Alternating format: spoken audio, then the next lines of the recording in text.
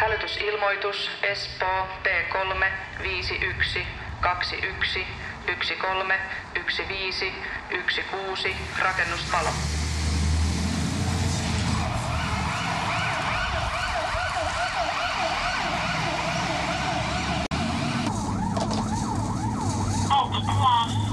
Autotallissa sisällä. Minkälainen rakennus olisi kerrostalo? Joo, Espoo P3 Louhites. Joo, eli ilmoituksen mukaan auto sitten tulee ihan auton tallissa. Se on jonkunnäköisen alkukammutuksen tein, mutta ei nyt ole luottaa siihen, että laitettiin tää rakennustalolle. Voidaan pitää. Onko autotallin ovet auki vai kiinni? On kiinni. Kuuliko 2? Joo.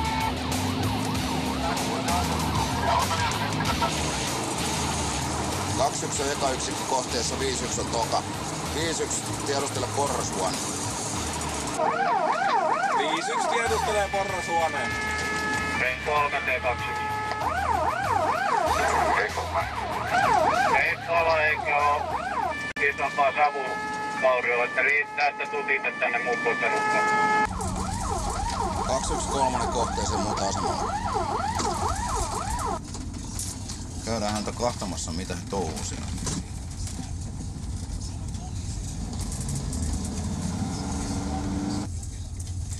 Noniin. ÄVPK. Tästä tulee varmaan hauska, kun on soittokunta ennen palokunta.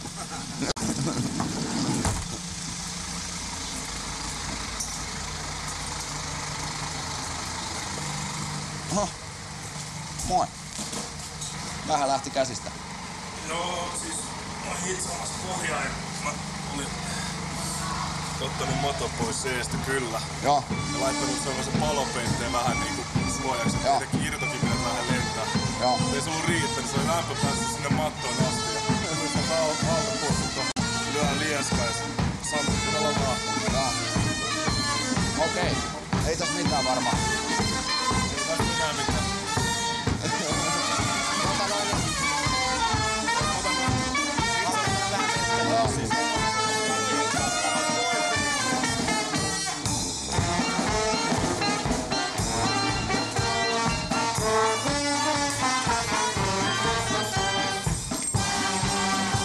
Sinänsä tuttu, että oli teekkareiden autokerho, että siellä on ennenkin tapahtunut kummallisia asioita, mutta tämä oli kieltämättä aika erikoinen juttu.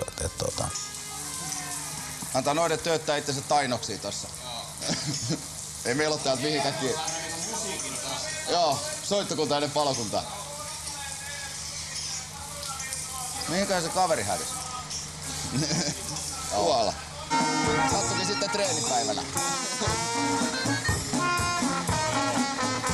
Joo vai, sulta on näin sattu.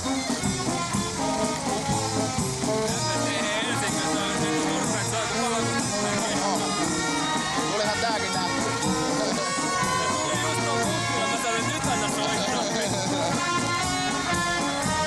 Joo. Ei siinä mitään. Tuliko nää jätket jo niittariin? Eiköhän me lähetä nyt tästä sirkuksesta vaikka hemopittu.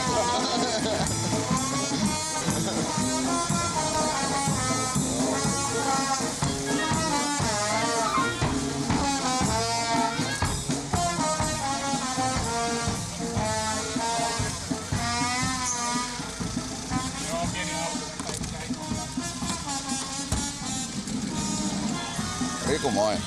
Kuuletko mitä täällä taustalla tapahtuu? Joo.